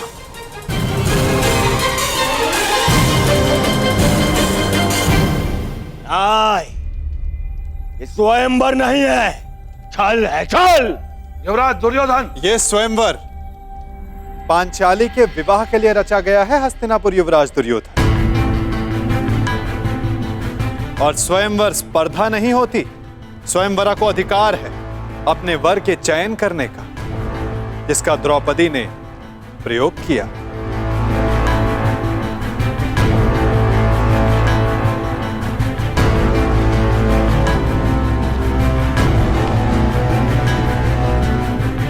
और रही बात छल की राजकुमार दुर्योधन, तो छल किसने किया, कहां किया, कब किया, उस विषय में कदाचित आप इस भरी सभा में बात नहीं करना चाहेंगे, है ना युवराज दुर्योधन?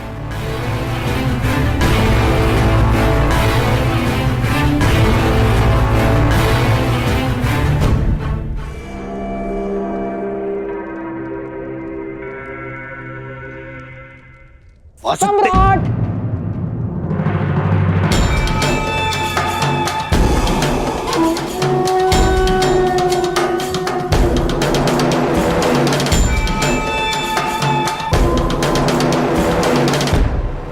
मैं यहां उपस्थित सभी राजवंशियों की ओर से कुमारी द्रौपदी के निर्णय का समर्थन करता हूं।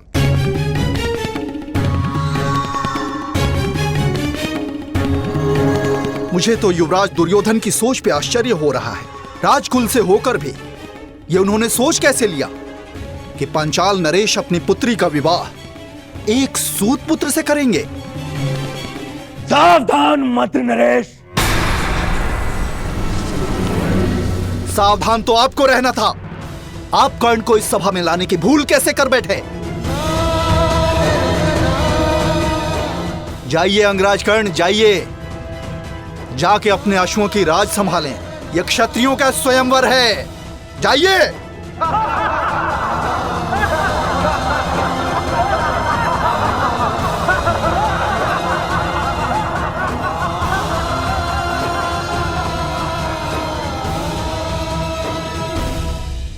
हाँ, हाँ, हाँ, मैं एक सूत पुत्र हूं।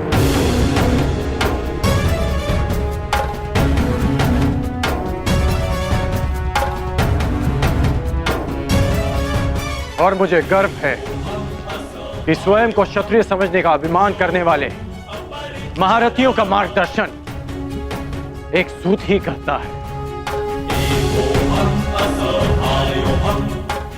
पथ निर्धारित करने वालों को यह नहीं भूलना चाहिए, जो खड्ग और गदा हाथ में लेकर वो वीर होने का दम भरते हैं, उसे कोई क्षत्रिय नहीं, एक लोहार बनाता है।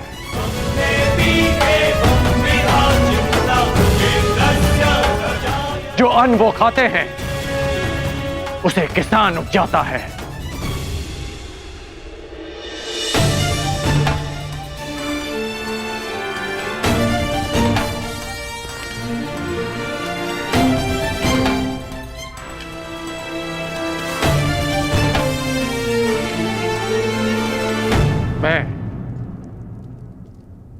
मेरा उपहास उड़ाने वालों से व्यथित नहीं हूं, क्योंकि मैं इनकी सोच वर्षों से जानता हूं।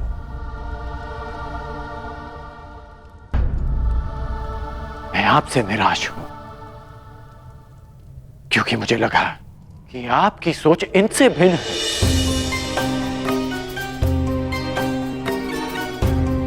इस अपमान को सहने की क्षमता स्वयं में लाने के लिए मुझे वर्षों लग गए, परंतु आश्चर्य इस बात का है कि एक सूत का अपमान करना, उससे घृणा करना कुछ दिन पहले जन्मी पांचाली इतना शीघ्र सीख गए? कैसे?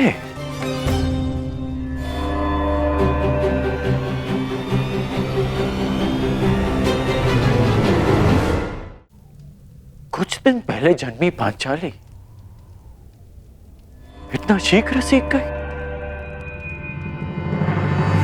कैसे?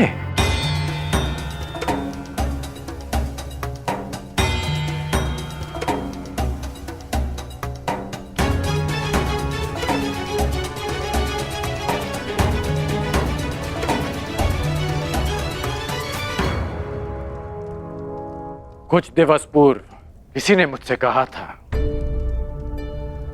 कि हर कर्म अपना परिणाम साथ लेकर चलता है।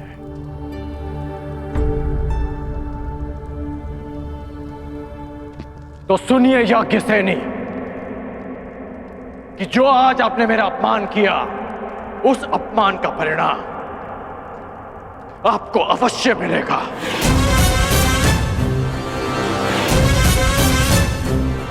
इस कर्म का फल आप अवश्य भोगेंगे।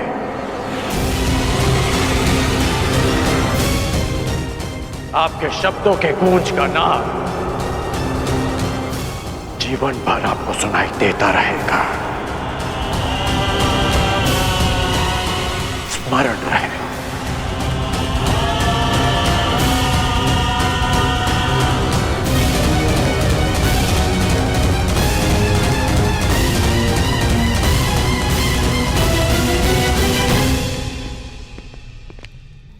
क्षत्रिय वीरों की सूची पूर्ण हुई पांचाल नरेश।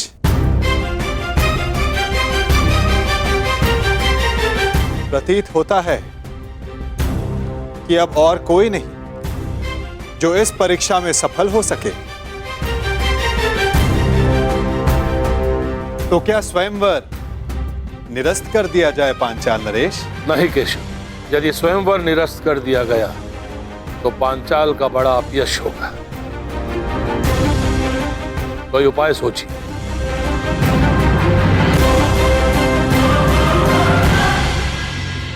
शांत हो जाओ मेरे होने वाले सम्राट। देखो कर्ण, इस स्थिति में केवल एक ही उपाय है।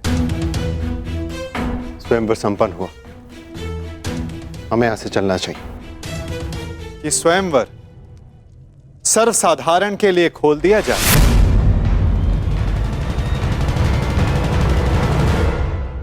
किसी को भी लक्ष्य भेद करने का अधिकार और अवसर दिया जाए।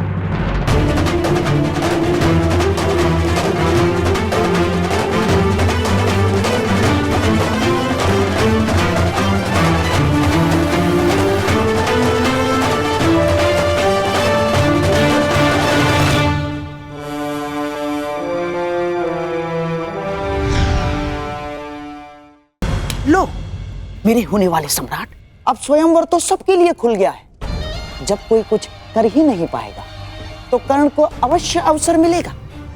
हमें यहाँ रुकना चाहिए। नहीं मामाश्री, यदि अब हम पांचाल में रुके तो केवल एक ही कारण होगा, और वो युद्ध है। अन्यथा नहीं। चलिए यहां से।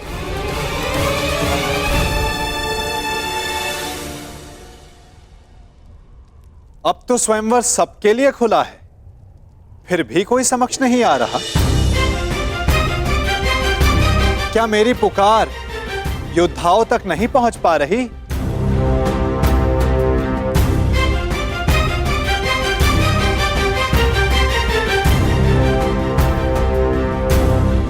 छिपे हुए योद्धाओं, अपने मन से प्रश्न करो कि क्या अधिक महत्वपूर्ण है, अज्ञात में रहकर अपना परिचय छिपाना,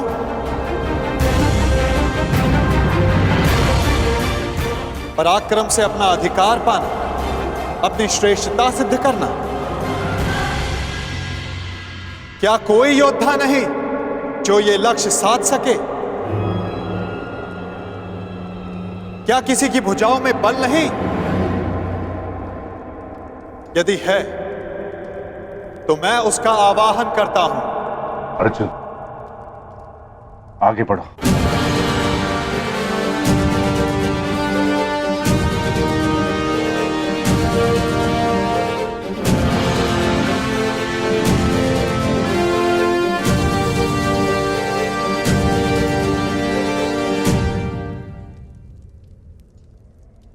ये लक्ष्य मैं साधूंगा।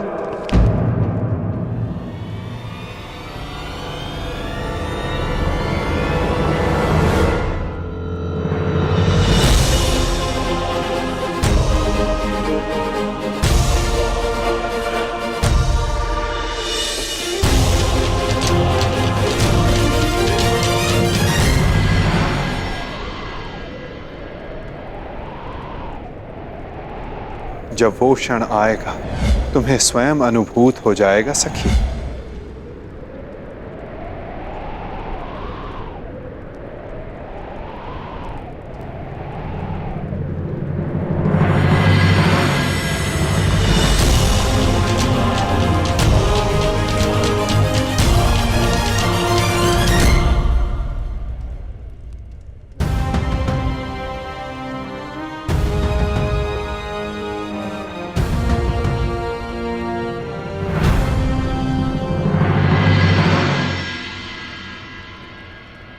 पहले एक सूत पुत्र आया और अब ब्राह्मण।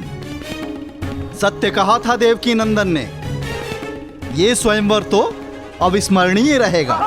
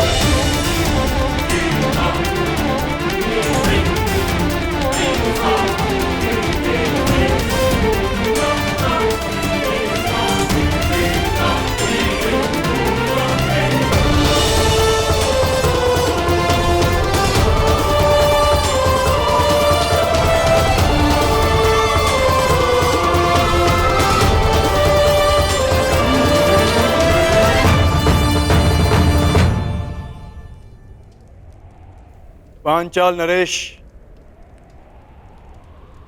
लक्ष्य संधान की अनुमति चाहूंगा। ब्राह्मण देवता, आप भूलवश यहाँ आ गए हैं। यज्ञशाला दूसरी ओर है और भिक्षादान द्वार पर हो रहा है। जाइए। सुना है ब्राह्मणों के श्राप में बड़ी शक्ति होती है। ऐसा ना हो कहीं इस मीन को श्राप देकर नीचे गिरा दें।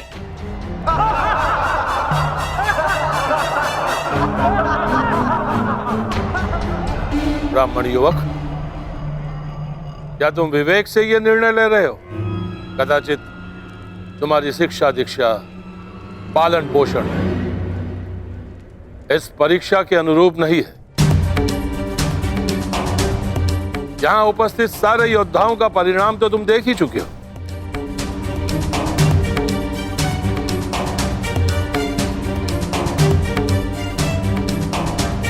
मैं आपके विचारों से सहमत हूं पांचाल नरेश, परंतु ब्राह्मण के बल पर संदेह नहीं करना चाहिए।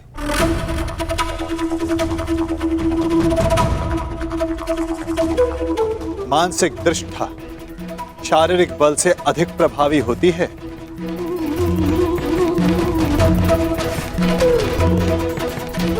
दिव्य अस्त्र का आवाहन करने वाले मंत्र ब्राह्मणों की शक्ति होती है। और फिर श्री परशुराम भी ब्राह्मण ही तो हैं। क्या उनकी शक्ति पर किसी को संदेह है?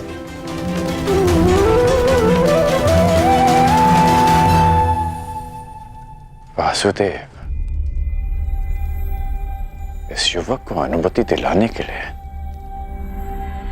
इतना बल क्यों दे रहे हैं? छोड़ो ना मित्र, जितना अपमान दुर्योधन से न था, सह लिया। अब यहां रुकने का कोई अर्थ नहीं। चलो यहां से। रुको, मैं ये देखना चाहता हूं कि यहां क्या होने जा रहा है। और जैसा कि मैंने पहले भी कहा पांचाल नरेश, ये स्वयंवर है। अंतिम निर्णय द्रौपदी का होगा।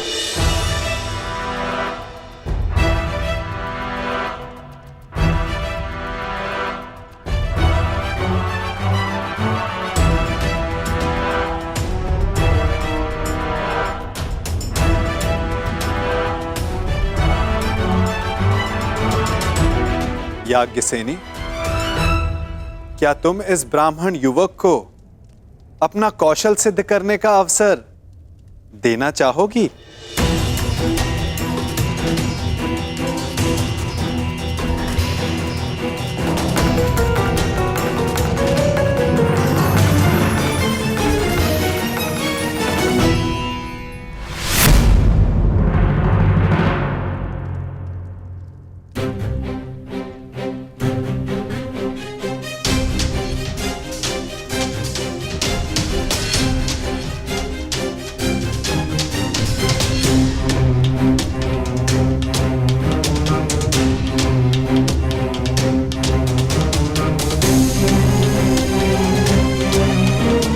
ब्राह्मण युवक, तुम्हें अनुमति है।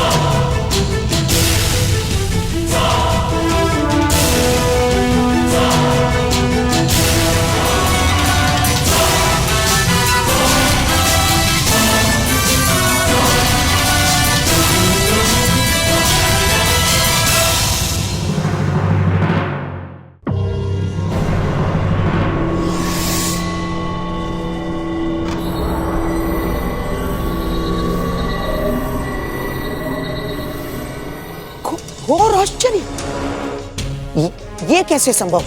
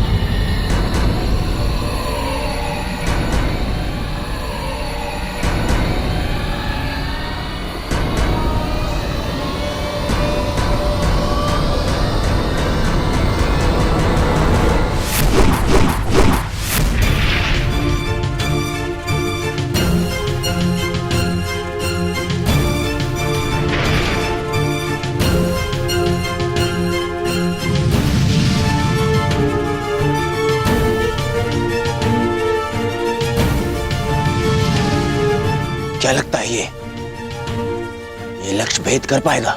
अवश्य मित्र। संधान सर्वथा उत्तम था।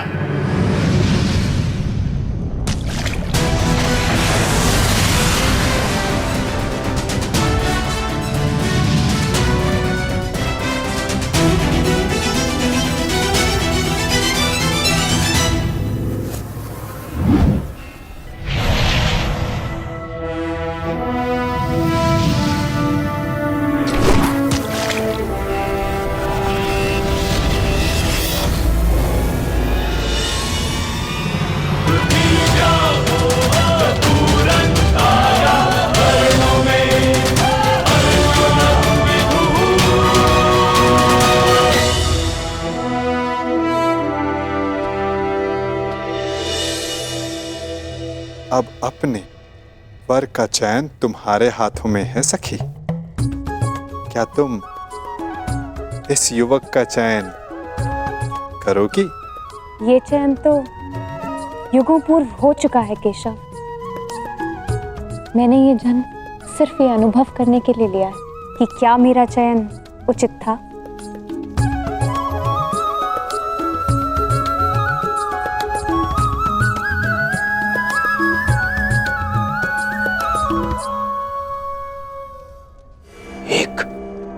साधारण ब्राह्मण ने लक्ष्य भेद कर कैसे लिया? जो तुम्हारे सामने खड़ा है वो सामान्य नहीं है मित्र। कुछ तो असाधारण है इसमें।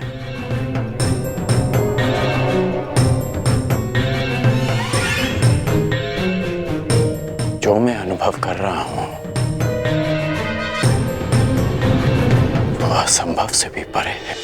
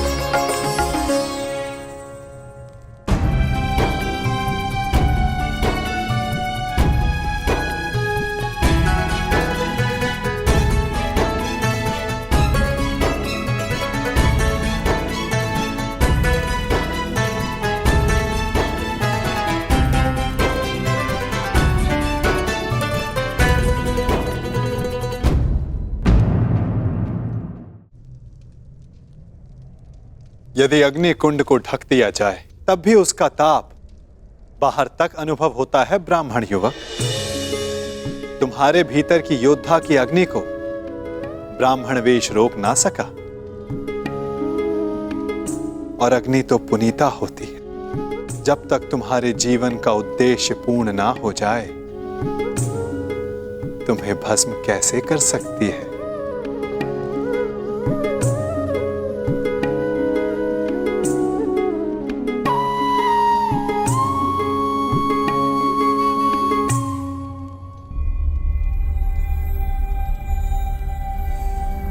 इतने विरोधियों के मध्य से स्वयंवरा को ले जाने का अनुभव मेरा भी रहा है।